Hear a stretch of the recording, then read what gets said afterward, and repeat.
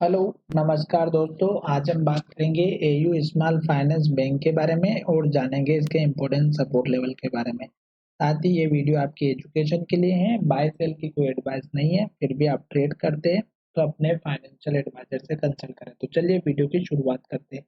Last time मैंने आपसे stock के बारे में कहा था कि स्टॉक ने हमारा जो पुराना हाई लेवल था, स्टॉक ने इसको टेस्ट किया और स्टॉक इसके टेस्ट होने के बाद से ही स्टॉक में गिरावट आ रही है। और उसके बाद अगर आप देखेंगे तो स्टॉक ने 200 दिनों के मूविंग एवरेज के नीचे क्लोजिंग दिया था और स्टॉक उसके बाद से ही जो है नीचे चल रहा है।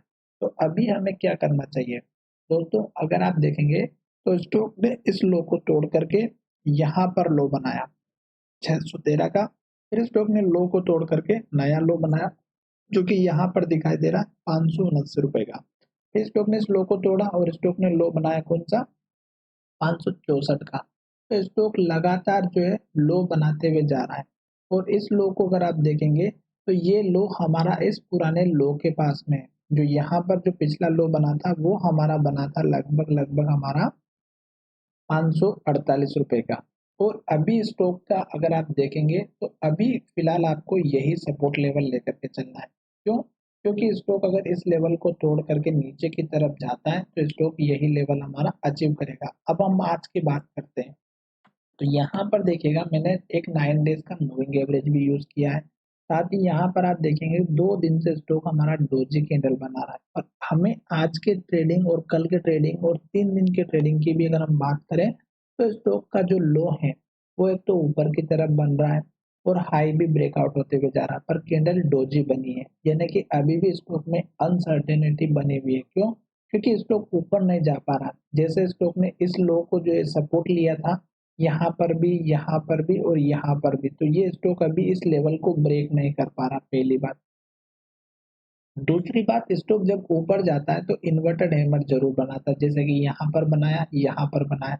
तो इसका मतलब ये हुआ कि अभी ये लेवल जब तक ऊपर ब्रेकआउट नहीं देगा तो लगभग हमारा 611 या 13 के आसपास का लेवल है। तो जब तक स्टॉक इसके ऊपर एटलीस्ट क्लोजिंग ना दे तब तक तो हमें वेट करना चाहिए। दूसरी बात, स्टॉक लो बनाते हुए नीचे की तरफ जा रहा है। तो अब ये जो लो बना है ये अगर टूटता है 564 का तो ये गिरावट यहाँ तक देखने को मिलेगी 550 रुपए के आसपास तक।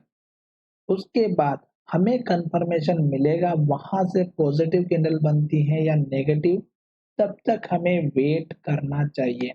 क्यों? क्योंकि अगर हमारा ये लेवल टूट जाता है 550 का तो आप देख सकते हैं इसके बाद स्टॉक का जो लेवल है वो एक हमारा यहाँ पर बना है 525 का, और फिर अगर आप देखेंगे तो 487 का, और फिर देखेंगे तो 462 का। तो ये इस तरह से हमारे सपोर्ट लेवल दिखाई देंगे क्योंकि स्टॉक नीचे की तरफ जा रहा है। और अगर स्ट्रॉन्ग लेवल सपोर्ट का टूट जाएगा, जो कि एक लेवल तो हमारा ऑलरेडी यहाँ पर बना हुआ है, अगर ये लेवल टूटेगा तो फिर हमारा स्टॉक में ये रेजिस्टेंस का काम करेगा बहुत ज्यादा स्ट्रॉन्ग। तो हमें वेट करना है। दूसरी बात, स्टॉक में फिर यहाँ से जो एक अप ट्रेंड की जो रैली दिखाई दे रही थी वो हमें डाउन ट्रेंड में कन्वर्ट होते हुए नजर आ सकती है, क्योंकि ये लेवल फिर हमारा स्ट्रॉन्ग बन जाएगा रेजिस्टेंस यानी कि टारगेट का काम करेगा। और फिर स्टॉक में गिरावट देखने को मिल सकती है। और ये वही लेवल है जब स्टॉक बार बार सपोर्ट लेकर के ऊपर की तरफ जा रहा है। तो आशा करते हैं कि आप एक तो इस लेवल का वेट करेंगे, कंफर्मेशन का वेट करेंगे, और जब तक स्टॉक लो बना रहा है तब तक का वेट करेंगे। अगर इनकेस स्टॉक ऊपर सपोर्ट लेकर के चला भी जाता है तो आपको मैंने एक टारगेट ऑलरेडी बता दिया है 611 से 13 का।